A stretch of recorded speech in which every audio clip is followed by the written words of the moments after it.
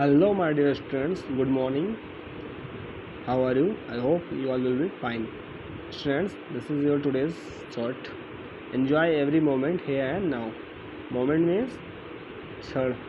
बच्चों, हर एक क्षण को एंजॉय करो. आप जो भी कर रहे हो उसको एंजॉय के साथ करो, मस्ती के साथ करो. मान लो आप पढ़ाई भी कर रहे हो तो आपका जो होना चाहिए कैसे होना चाहिए, मस्ती के साथ होना चाहिए. आप देखिए, आप खुद उसको एंजॉय करना सीख जाओगे यार. आप मस्ती करते हुए करो, कोई भी काम करो, आप करो उसमें एंजॉय होना ही होना चाहिए. ठीक है, आप कोई भी वर्क कर रहे हो वो जॉयफुल ज़रूर होना चाहिए, तभी आप उसको अच्छे से कर पाओगे. So my dear students, in my last video I had explained you this story, the best Christmas present in the world. Meaning क्या होता है बच्चों? प्रेजेंट का मतलब क्या होता है? अच्छा, प्रेजेंट का दो मतलब होता है, एक होता है वर्तमान, दूसरा होता है उपहार यानी कि तोहफा. राइट. तो best Christmas present in the world, Christmas का सबसे अच्छा तोहफा. ठीक है, ये है कहानी का title. So in my last video I have explained you full story, right, word by word. In today's video I am going to tell you a short summary, right. So the summary is that this is a story of a person named Jim McPherson. तो ये एक कहानी है बच्चों, एक बंदे की कहानी है, उसका नाम है जिम मैकफर्सन. ठीक है. सो सबसे पहले बताता हूँ जो राइटर हैं इस चैप्टर के. चलिए देखते हैं राइटर कौन है पहले. तो आपको जानना ज़रूरी है कि राइटर कौन है भाई. और तो आप पाएंगे कि जो राइटर हैं जिन्होंने इस स्टोरी को नरेट किया है, हिज नेम इज़, ये देखिए यहाँ पे आप देख सकते हैं कि भाई उनका नाम जो है, उनका नाम है माइकल मॉर परगो. ठीक है, माइकल मॉर परगो ने इस स्टोरी को राइट किया है. He has written this story and this is a very meaningful, very emotional story that you all should read, कि आप सभी को पढ़ना चाहिए. बहुत ही इमोशनल स्टोरी है. तो होता क्या है कि जो ये माइकल मॉर परगो हैं, एक दिन जाते हैं इनको एक शॉप पे, तो इनको एक रोल टॉप डेस्क पसंद आता है, तो वो घर लेके आते हैं उसको. ठीक है, तो घर लेके आते हैं तो देखते हैं वो जला हुआ है, उस पर बर्न स्कॉर्चिंग मार्क्स वगैरह हैं, तो उसको रिपेयर करने बैठ जाते हैं. उसको जब रिपेयर करने बैठते हैं तो वो जब एक ड्रॉर को खोलते हैं तो एक ड्रॉर में उनको एक क्या मिलता है, एक लेटर मिलता है. ठीक है, जब उस लेटर को वो पढ़ते हैं, जब उस लेटर को ओपन करते हैं तो पढ़ते हैं, तो उस पर लिखा हुआ है, कोई जिम मैकफर्सन नाम का व्यक्ति है, उसने अपनी वाइफ को, ठीक है, यानी उसकी जो वाइफ है कॉनी मैकफर्सन, उसको लेटर लिखा हुआ है. लेटर में वो अपने टाइम को जिक्र कर रहा है. वो बताता है कि आज क्रिसमस का दिन है और जो है हमारी जो सेनाएं हैं. अब देखिए बच्चों, इससे एक बात ही क्लियर होती है कि जिम मैकफर्सन था वो क्या था, सोल्जर था. ठीक है, तो मैं आपको बता दूं वो ब्रिटिश का सोल्जर था. तो वो युद्ध लड़ने के लिए गया था, लेकिन जिससे युद्ध लड़ने के लिए गया था यानी जर्मन सोल्जर से जिससे वो वार कर रहा था, दोनों में सुलह हो गई थी. ठीक है, दोनों ने रिजॉल्व कर लिया था मैटर को. और जब मैटर को रिजॉल्व कर लिया तो इसी खुशी को बयान करने के लिए उसने लेटर लिखा था अपनी वाइफ को कि आज ही बहुत ही वंडरफुल चीज़ हुई है, बहुत ही अच्छी चीज़ हुई है, जिसको मैं बयान कर रहा हूँ. ठीक है, तो वो बताता है कि जो जर्मन सोल्जर्स के चीफ हैं, जो उनके मुखिया हैं, उनका नाम है हैंस वोल्फ, और मैं ब्रिटिश का मुखिया हूँ सेना का, मेरा नाम है जिम मैकफर्सन. ठीक है, तो हम दोनों में क्या हुआ है, दोनों में सुलह हो गई है, हम दोनों अब युद्ध नहीं करेंगे, हम दोनों दोस्त बन चुके हैं और आज हम क्रिसमस की रात को एक दूसरे के साथ मनाएंगे. ठीक है, इसी खुशी को बताने के लिए जो है जिम मैकफर्सन कॉनी को लेटर लिख रहा है. ठीक है, और सारी बात उसने लेटर में बता दी है, कैसे कैसे क्या क्या होता है. ठीक है, तो बच्चों इस स्टोरी में एक और चीज़ मालूम पड़ती है इस लेटर से कि जो जिम मैकफर्सन है वो पहले स्कूल टीचर हुआ करते थे, जबकि जो हैंस वोल्फ हैं जो कि जर्मन के सोल्जर्स के चीफ हैं, वो क्या थे, एक ऑर्केस्ट्रा में सेलो प्लेयर थे. ठीक है बच्चों, ये चीज़ याद रखिएगा, अभी आपको आगे स्टोरी में काम आएगी. तो ये जिम मैकफर्सन है, उन्होंने अपनी वाइफ को ये लेटर लिखा हुआ था अपनी खुशी को बयान करने के लिए. ठीक है, टू शो हिज हैप्पीनेस. तो अब पता नहीं ये लेटर पहुंचा कि नहीं पहुंचा, ये राइटर को तो उस दराज में मिलता है. ठीक है, उस टूटे हुए दराज में मिलता है. तो आगे का जो सीक्रेट है, जो रहस्य है, वो ओपन तब होता है जब कॉनी को ढूंढने के लिए राइटर निकल पड़ता है उस लिखे हुए पत्र पे, है ना. उस जो लिखा हुआ जो लेटर है, so the writer goes to find Mrs McPherson. ठीक है, मिसेज कॉनी मैकफर्सन. तो कॉनी मैकफर्सन को ढूंढने के लिए निकल जाता है राइटर.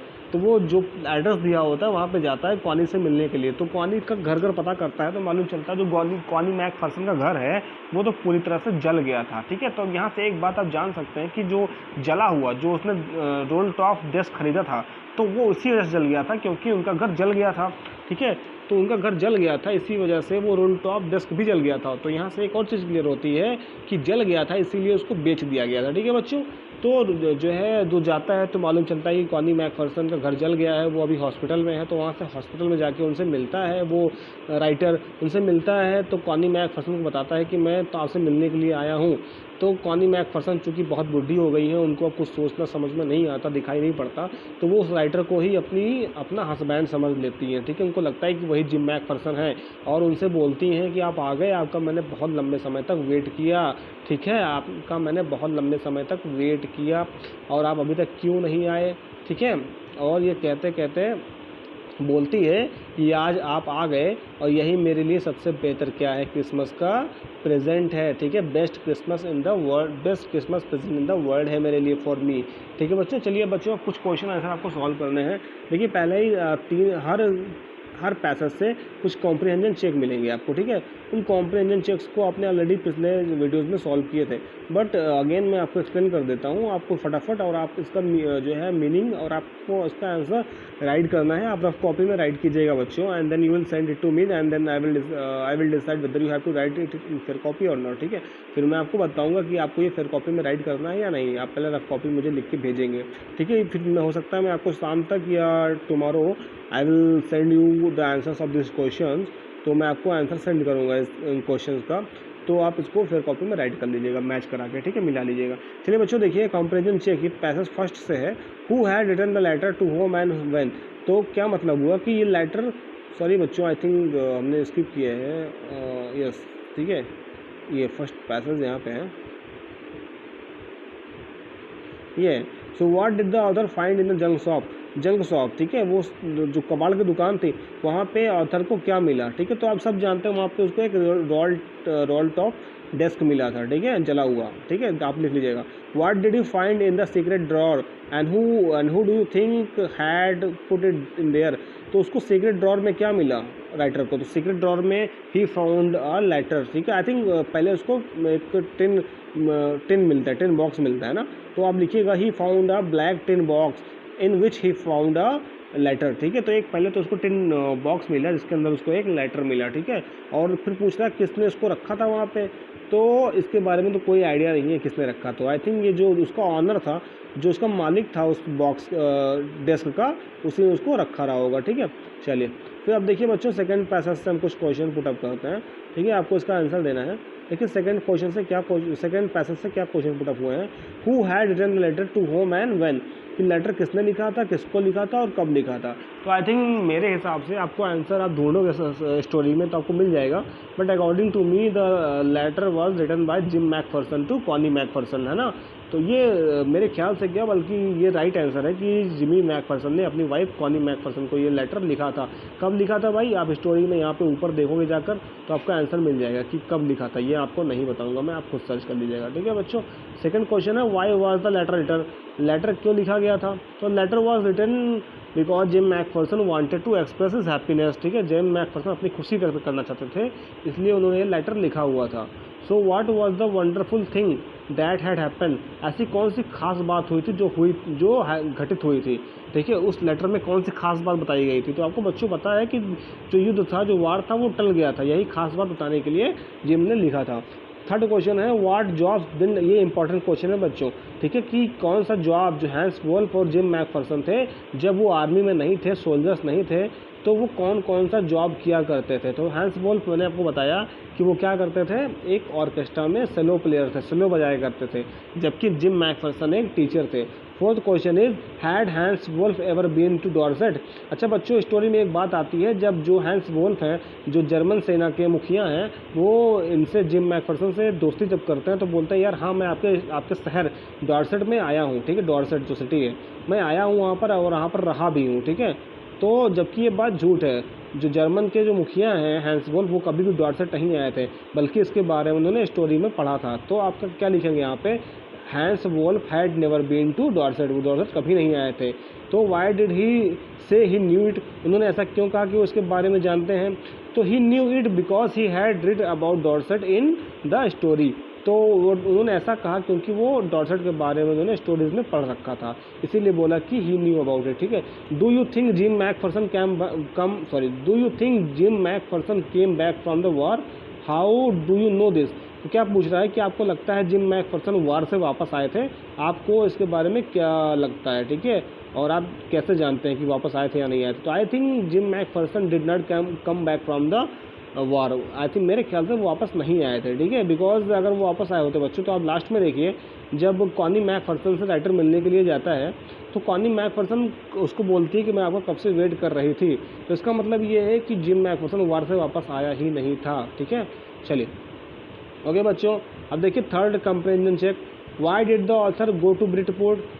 जो ऑथर था वो ब्रिटपोर्ट क्यों जाता है। तो बच्चों क्यों जाता है मैंने आपको बताया, the author went to Bridport to meet Connie McPherson, वो कॉनी मैकफर्सन से मुलाकात करने के लिए जाता है। ठीक है, how old was Mrs McPherson now, अब कितने साल की थी मैकफर्सन। तो McPherson was now 101 years old. Okay बच्चों, ठीक है, and where she was, so वो कहाँ थी, तो she was in hospital now. ठीक है, या फिर कहीं दूसरे ऐसी जगह पर थे जहाँ उनको रेस्ट दिया जा रहा था, वो आप देख लीजिएगा स्टोरी में।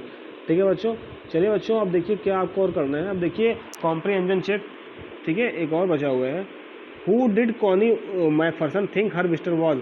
कॉनी मैकफर्सन को क्या लग रहा था, जो उनसे मिलने के लिए आया था वो कौन है, उनको क्या समझ बैठी थी वो। तो Connie Macpherson thought that the visitor was her own husband, उनको लगा कि जो राइटर है वही कॉनी मैकफर्सन का हस्बैंड है, वो उसको अपना हस्बैंड समझ बैठी थी ना। तो आंसर लिख लीजिएगा। सेकंड क्वेश्चन क्या है, which sentence in the text shows that the visitor did not try to hide his identity. इस सेंटेंस में कौन से बात से मालूम चलती है, किस सेंटेंस से सब बात मालूम चलती है कि राइटर ने अपनी आइडेंटिटी को, अपनी पहचान को छुपाने की कोशिश नहीं की थी। ठीक है, अपनी पहचान जो थी उसने उसको बता दी थी, रिवील कर दी थी। चलिए बच्चों वर्किंग विद द टेक्स्ट देख लीजिए, इसमें क्या है, कुछ क्वेश्चंस हैं, मैं आपको एक्सप्लेन कर दे रहा हूँ, आपको इनके आंसर खुद से राइट करने हैं, I am not going to tell you. ठीक है, देखिए बच्चों पहला क्वेश्चन देखिए, for how long do you think Connie had kept James letter. ठीक है, and give evidence to your answer. कह रहा है कि चलिए बताइए कि आपको क्या लगता है कि जो कॉनी मैकफर्सन है उन्होंने जिम के लेटर को कितने लंबे समय तक रखा हुआ था, और इसके पीछे आप रीजन देखिए। तो आप स्टोरी में जब ऊपर जाओगे तो आपको टाइम का मालूम चल जाएगा, आप उसको टाइम को डिफरेंस निकालिएगा और आप देखिएगा कितने लंबे समय तक कॉनी ने उस लेटर को संभाल के रखा हुआ था। सेकंड क्वेश्चन है बच्चों, why do you think the desk had been sold. आपको क्यों लगता है कि जो डेस्क है उसको बेच दिया गया था, एंड और कब बेचा गया था। तो मैंने बताया कि after the house burn out, जब घर जल गया, the desk had been also sold, तो डेस्क को बेच दिया गया था। तो अब इसका आंसर आप खुद से राइट कर लीजिएगा कि घर के जलने के बाद जो है डेस्क को बेच दिया गया था। ठीक है, why do you Jim and Hans think that. अच्छा, इसमें क्वेश्चन पूछ रहा है कि हैंस और जेम्स को ऐसा क्यों लगता है कि जो गेम होते हैं, स्पोर्ट होते हैं, वो कॉन्फ्लिक्ट्स मतलब होता है विवादों या झगड़ाओं को सुलझाने में हेल्पफुल होते हैं, सबसे अच्छा जरिया होते हैं। तो बच्चों ऐसा क्यों लगता है दोनों को। तो देखिए आप देखिए जब दोनों के बीच लड़ाई हो रही थी उसके बाद जब मामला सुलझ गया तो दोनों ने फुटबॉल खेलना शुरू कर दिया। ठीक है, उनका मानना था कि गेम खेलने से आपस में दोस्ती बढ़ती है। तो ये क्या आप क्या इस बात से एग्री करते हैं, मानते हैं कि गेम खेलने से, स्पोर्ट खेलने से दोनों में दोस्ती बढ़ जाती है या विवाद नहीं होते। अगर यस तो आप इसका आंसर दीजिएगा, ठीक है, नहीं तो भी आप इसके पीछे आप रीजन दीजिएगा। फोर्थ क्वेश्चन देखिए बच्चों, do you think the soldiers of the armies are like each other और डिफरेंट। इसमें पूछ रहा है कि जो दोनों सेनाएं थी वो एक दूसरे को पसंद करती थी या एक दूसरे के खिलाफ थी। जो भी आपका आंसर है आपको उसके पीछे उसके एविडेंस देना है, उसका सबूत भी देना है। अगर आपको लगता है कि हाँ भाई एक साथ थी या एक जैसी थी तो भी बताइए उसके पीछे का क्या कारण था, सबूत दीजिए स्टोरी से निकाल के। और अगर आपको लगता है कि भाई दोनों जो है अलग अलग थी, एक जैसी नहीं थी, एक दूसरे के विरुद्ध थी, या जो उनको पसंद था वो उनको नहीं पसंद था, तो इसके पीछे क्या एविडेंस है, क्या सबूत है और स्टोरी में क्या सबूत बताया गया है, इसको आप राइट कर लीजिएगा स्टोरी से सर्च करके। ठीक है, चलिए फिर देखिए, mention the various ways in which the British and the German soldiers became friend and find things. अच्छा पूछ रहा है, इसमें बताइए कौन कौन से ऐसे तरीके थे जिनमें ब्रिटिश और जर्मन फोर्सेस जो थी, जो दोनों दुश्मनें थी, वो आपस में दोस्त बन गई, कैसे इतना करीब आ गई एक दूसरे के, और उन दोनों के बीच में क्या क्या कॉमन था ये आपको बताना है। ठीक है, फिर क्वेश्चन नंबर 6 है, what is Connie's Christmas present. Connie का क्रिसमस प्रेजेंट क्या था, कौन सा उपहार था। तो देखिए Jim McPherson's presents, Jim McPherson, ठीक है, the writer presents there, writer वहाँ पर गया था जिसको कॉनी मैकफर्सन ने अपना हस्बैंड समझ लिया था। तो अपने हस्बैंड को देखकर, ठीक है, वो इतनी खुश हो गई थी और वही उनका जो है वो दुनिया का सबसे अच्छा क्रिसमस गिफ्ट था। उन्होंने उसको दुनिया का सबसे अच्छा क्रिसमस गिफ्ट क्यों कहा, इसको भी आपको इसका आंसर देना है, अपने वर्ड्स में राइट करके दीजिएगा, ठीक है। Do you think the title of the, आज से पूछ रहा है, आप बताइए कि जो टाइटल है इस स्टोरी का, the best Christmas present in the world, कि दुनिया का सबसे अच्छा क्रिसमस तोहफा, ये टाइटल सही है, सूटेबल है या नहीं। और अगर इसके अलावा अगर आपको कोई और टाइटल समझ में आता है तो अभी आप उसको राइट कर लीजिएगा, ठीक है बच्चों। चलिए बच्चों, कुछ और एक्सरसाइजेस हम सॉल्व करते हैं।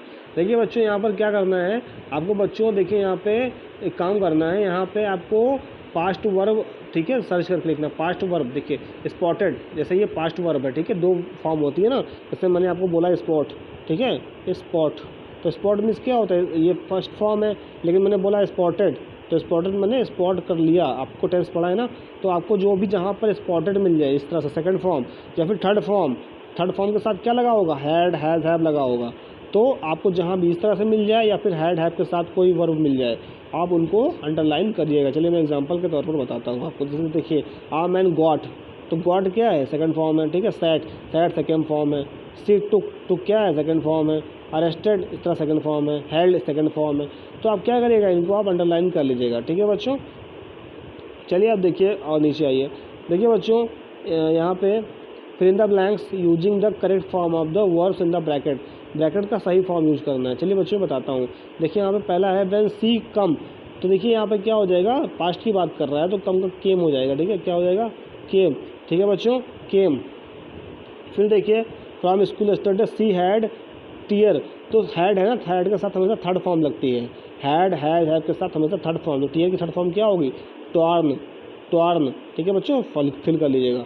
फिर देखिए, अब देखिए फिर से यहाँ पे वी आया है ना, तो हैज़, हैव, हैड तो है नहीं, और ये फिर क्या होगा, पास्ट इंडेफिनिट है, तो यहाँ पे आस्क की जगह पे आस्क्ड हो जाएगा, ठीक है, क्या हो जाएगा, asked, right. How it had happened, had के साथ थर्ड फॉर्म लगती है, तो हैपन की क्या हो जाएगा, थर्ड फॉर्म हैपेंड, ठीक है, हैपेंड, ओके बच्चों, ठीक है, हैपेंड। सी फिर सी यहाँ पे क्या हो जाएगा, से लगाएगा, तो से का सेकंड फॉर्म क्या होगा, सी सेड, यहाँ पे सेड फिल कर लीजिएगा, ठीक है बच्चों, सेड। चलिए आगे देखिए। अब देखिए सी हैव क्वारल्ड, तो सी हैड क्वारल्ड, ठीक है, सी हैड क्वारल्ड, ओके बच्चों। चलिए बच्चों, आपको बोल दे रहा हूँ, आप फिल कर लीजिएगा। फिर विथ अ बॉय, मैंने एग्जांपल आपको दे दिए, अब आप बाकी आप खुद फिल करिए। सी, अब देखिए सी हैव बीट दिया है ना, तो सी हैड बीटन हो जाएगा, she had beaten him in a race and he have try दिया गया ना, तो ये हो जाएगा एंड ही हैड ट्राइड, ठीक है। फिर देखिए सी हैव टेल, तो क्या हो जाएगा, सी हैड टोल्ड, हो जाएगा यहाँ पे, ठीक। चलिए आगे देखिए, had told the teacher and so he, फिर यहाँ पे हैड चेस्ड, ठीक, हैड चेस्ड हो जाएगा, ठीक है, हैड चेस्ड हर। फिर देखिए एंड सी, फिर यहाँ पे हैव फॉलन ना, तो हैड फॉलन, ठीक, डाउन एंड फिर यहाँ पे हैव टीयर ना, तो हैड टॉर्न, ठीक है बच्चों, इस तरह से आप फिल कर लीजिएगा। चलिए बच्चों देखिए, यहाँ पे कुछ कह रहा है, verbs arrange them 2 column, 2 column दिए गए हैं, एक पास्ट और एक अर्लियर पास्ट। होता कुछ नहीं है बच्चों, पास्ट इंडेफिनिट को आप पास्ट में रखेंगे और पास्ट परफेक्ट को अर्लियर पास्ट में रखेंगे, जिसके साथ हैड लगा होगा उसके साथ थर्ड फॉर्म भी होगी। जैसे हैड फाउंड है ना, तो फाउंड क्या है, फाइंड की थर्ड फॉर्म है, तो कब लगती है, जब उसके पीछे हैड लगा हो या हैज़, हैव लगा हो। तो अर्लियर पास्ट का मतलब जो पहले हो चुकी हो, जैसे मैंने हैड फाउंड, मैंने पा लिया था, और मैंने पा लिया, तो पा लिया कम पहले की बात है, हैड फाउंड बहुत पहले की बात है, और ये अभी जल्दी की बात है, ठीक है। तो देखिए आपको मैं अंडरलाइन कर दे रहा हूँ, एक 2 एग्जाम्पल देखिए। देखिए सेट आउट, ठीक है, तो ये पास्ट में हो जाएगा, सेट आउट, ठीक है, और जहाँ पे हैड लगा होगा, देखिए जैसे लगा यहाँ पे हैड गॉन, तो ये इसमें आ जाएगा, ठीक है, हैड गॉन। फिर देखिए ईट का सेकंड फॉर्म है ना, तो हो जाएगा एट, यहाँ पर हो जाएगा, ठीक है। फिर हैड फॉलन, तो हैड फॉलन इस वाले में आ जाएगा। इस तरह से आप सर्च करके बेटा यहाँ पे राइट कर लीजिएगा, ठीक है बच्चों। चलिए। अब देखिए बच्चों, यहाँ पे कुछ देखिए आप 1 2 3 4 5 फ्रेजल वर्ड्स दिए गए हैं। फ्रेजल वर्ब्स क्या होते हैं बच्चों? फ्रेजल वर्ब्स ऐसे वर्ब होते हैं जो एक्चुअली दो पार्ट ऑफ स्पीच से मिलकर बने होते हैं। किससे? दो पार्ट ऑफ स्पीच से, एक तो वर्ब से, दूसरे प्रीपोजिशन से। और जब दोनों मिलकर बनते हैं तो ये दोनों ही अलग अलग मीनिंग के होते हैं, लेकिन जब दोनों मिलकर एक होते हैं तो एक अलग मीनिंग तैयार करते हैं। ठीक है, बर्न मीन्स जलना होता है, आउट मीन्स बाहर होता है। एक वर्ब है, दूसरा प्रीपोजिशन, लेकिन जब दोनों को मिलाएंगे तो बर्न आउट मतलब हो जाता है थक जाना, थका हुआ। जिस तरह से लाइट अप मतलब प्रकाशमय कर देना। ठीक है, लुक ऑन मतलब वो क्या होता है बच्चों? चलिए बताइए बच्चों, लुक ऑन मतलब होता है नज़ारा देखना। क्या होता है? नज़ारा देखना। रन आउट मतलब क्या होता है? रन आउट मतलब होता है ख़त्म हो जाना। ठीक है, कोई भी चीज़ बचना नहीं। जैसे मैं बोलूँ मेरे all the petrol had run out. ठीक है, जितने भी पेट्रोल थे वो सारे क्या है? रन आउट, यानी ख़त्म हो चुके हैं। ठीक है, तो कुछ ना बचना, उसको रन आउट बोलता हूँ। लास्ट में कीप आउट मतलब होता है ठीक है, बाहर रखना या फिर उसको हटाना। ठीक है, या फिर भगाना, रिमूव कर देना, कुछ भी कह लीजिए आप। तो बच्चों करना कुछ नहीं है आपको। जब आप देखिए स्टोरी में आप देखेंगे तो 1 2 3 4 5 इन 5 फ्रेजेस से मिलकर कुछ सेंटेंसेस आपको मिल जाएंगे। बस उन्हीं सेंटेंसेस को आपको राइट कर देना है। जहाँ भी आपको पूरी स्टोरी में इन पाँचों से कहीं भी आपको मिल रहा है कोई सेंटेंस, तो आप उसको राइट कर लेंगे जहाँ पर इन पाँचों से फ्रेजल वर्ब्स का यूज हुआ होगा। ओके माय डियर स्टूडेंट, चलिए बच्चों देखिए अब लास्ट एक्सरसाइज आपको क्या करनी है। देखिए यहाँ पे क्या है, कुछ एडजेक्टिव क्या होती है, किसी खासियत बताते हैं। ठीक है बच्चों, जैसे मैंने बोला ब्यूटीफुल गर्ल, तो यहाँ पे देखिए गर्ल क्या है? नाउन है ना, उसकी खासियत हो रही ब्यूटीफुल। इसी तरह से किसी भी यहाँ पे नाउन है और ये एडजेक्टिव है, तो इन्हीं नाउन की विशेषता बताना है बच्चों। जैसे मतलब एलिफेंट को लिया, एलिफेंट को उठाया मैंने, तो एलिफेंट क्या हो सकता है? आप देखिए लार्ज हो सकता है, वाइड हो सकता है ना, एनॉर्मस हो सकता है। तो आपको 3-4 उसकी एडजेक्टिव्स बतानी है, उसकी खासियत बतानी है। जैसे फेस क्या होता है आपका? राउंड होता है। ठीक है, चीयरफुल होता है ना, तो सर्कुलर होता है। ये सब क्या है आपको बताना है कि किसके साथ कौन सी एडजेक्टिव लग सकती है, किसकी क्या खासियत बन सकती है और कैसे। जैसे मान लीजिए अब कई एडजेक्टिव होंगे। देखिए किसी में क्या हो, कोई साइज वाला हो, किसी की खासियत साइज बता रही होगी, किसी की जो है शेप बता रहा होगा, तो कैसे इसको आप बताएंगे। जैसे मान लीजिए मैंने आपको लिखा आप लिखा राम के बारे में आपने लिखा कि भाई वो लॉन्ग है। ठीक है, लॉन्ग है, स्ट्रॉन्ग है, ठीक है, और हेल्दी है। ठीक है, और साथ में हैंडसम भी है। ठीक है, हैंडसम भी है, इतनी चीज़ें हैं। तो बताइए कैसे, आपको कैसे मालूम चलेगा भाई कौन सा वर्ड पहले हैंडसम उसको बोलूँ कि पहले लॉन्ग बोलूँ, पहले स्ट्रॉन्ग बोलूँ, पहले उसको हेल्दी बोलूँ। तो देखिए आप इस चार्ट का यूज़ कीजिएगा। यहाँ पे देखिए इस चार्ट का है ना, यहाँ पे दिया हुआ है पहले कौन सा यूज़ करना है। अगर पहले आपको देखिए, पहले अगर आपका यहाँ पे ए एन दा आता है तो फिर आप पहले ए एन दा लगाएंगे। उसके बाद अगर ओपिनियन इस तरह से ये सब आ रहा है ओपिनियन, तो आप उसको पहले उसको लिखिएगा। फिर साइज, शेप, एज ये सब आ रहा है, इसको करिएगा। फिर आप कलर करिएगा, कलर जो उसके बारे में बताया गया है। उसके बाद आप मटेरियल जो यूज़ किया गया उसको लिखिएगा। फिर लास्ट में हेड वर्ड लिखिएगा। इस तरह से आप लिखिएगा। चलिए बच्चों मैं मीनिंग समझा देता हूँ। देखिए सर्कुलर मतलब होता है गोल गोल। ठीक है, गोल गोल। स्ट्रिप्ड मतलब होता है फटा हुआ, जैसे आपने स्ट्रिप्ड जीन्स के बारे में पढ़ा होगा। स्ट्रिप्ड जीन्स यानी फटी हुई जीन्स। ठीक है, तो फटा हुआ का मतलब होता है चरमराया हुआ। देखिए बच्चों एनॉर्मस मतलब होता है विशाल, बड़ा। मल्टी कलर मतलब कई कलर वाला।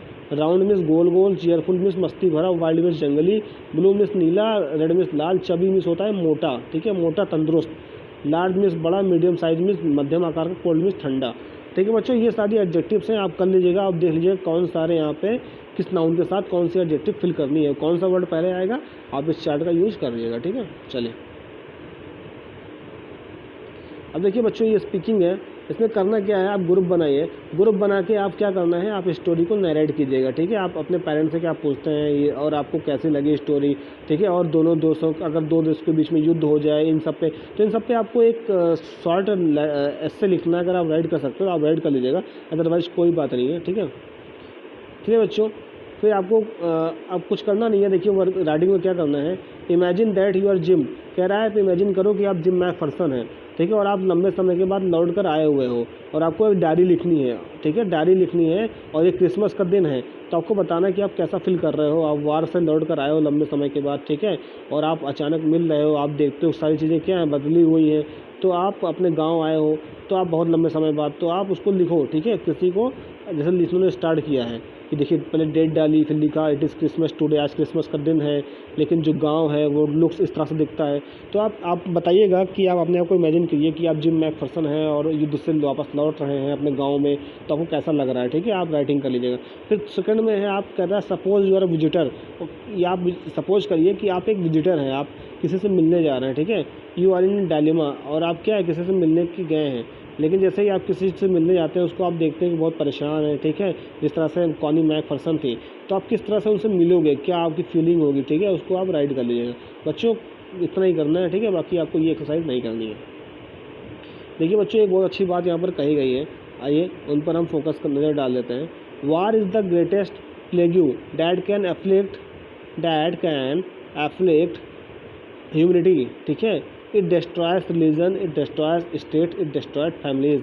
कह रहा है युद्ध जो होता है वो सबसे खतरनाक भयावह रोग होता है जो कि मानवता को ख़त्म कर सकता है, इंसानियत को ख़त्म कर सकता है, ये बर्बाद कर देता है धर्म को, ये बर्बाद कर देता है राज्यों को, ये बर्बाद कर देता है परिवारों को।